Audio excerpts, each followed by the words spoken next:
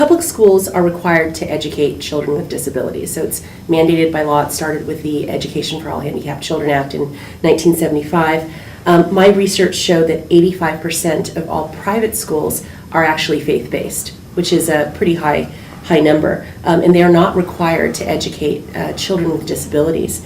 Not because they don't want to, but they don't have the resources or the expertise to do so. So as a result, children who attend private schools of faith are largely homogenous in their populations and ability level. So how do you think that this could be changed?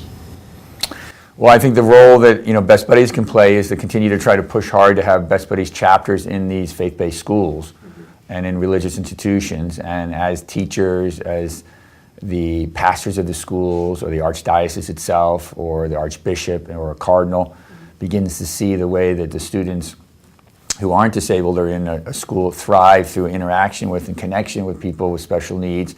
I think that's a good first step, and I think it can, again, motivates them, and they see that the student population is enriched by having these people on the campus or developing relationships for people without special needs. I think is a good first step. I think, again, it comes back to so many of the things, even the 1975 piece of legislation, really a lot of that, and I hate to always throw it back, but a lot of that came from the push and the desire and the passion and the unrelenting effort of parents. And I think parents, and as I always say this, I'm not just saying it because you're here, they are, by a long shot, sort of my heroes. The parents of people with intellectual disabilities or special needs, they fight this fight, 365 days a year, 7 days a week, all day, all night. And it's not something where, you hope your kid graduates from college and then you're sort of, quote, done, even though you're never really done, but you're done in a certain way. Parents or people with special needs are never done, in my judgment, and it's a lifetime commitment to your son or daughter in a way that is very, very different and than something that I would have to do. So I hate to give them another job, but I think the harder that they push, the harder that leading Catholics, I'm a Catholic, so just talking about Catholicism for the moment, leading Catholics push the Archbishop or push the Cardinal. I think they'll be more responsive. The more that they have children with special needs and they want them to be in a faith-based school, I think that will push the schools. I hate to go back to money, but money also obviously plays a huge role. So the more that Catholic leaders or Jewish leaders or Muslim leaders or leaders of any Christian denomination push hard, who are successful and financially invested in those institutions, I hate to say it, but again, very often, people respond to money. So if you're about to build a wing, but you want to have, a couple kids with special needs in the school, or you want to help build a classroom, and you want to raise $2 million to build the classrooms, and you say, listen, as a part of the plan, we want to have, one kid or two kids with special needs in our classrooms, and part of the plan will be we'll have an assistant teacher in there to help deal with any additional work or challenges that may go along with the kid with special needs being in the school.